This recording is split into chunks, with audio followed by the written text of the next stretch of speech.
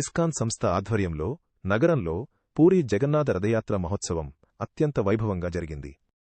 ఈ ఆధ్యాత్మిక కార్యక్రమంలో కేంద్ర హోంశాఖ సహాయ మంత్రి బండి సంజయ్ కుమార్ ముఖ్య అతిథిగా పాల్గొని జగన్నాథునికి ప్రత్యేక పూజలు నిర్వహించారు.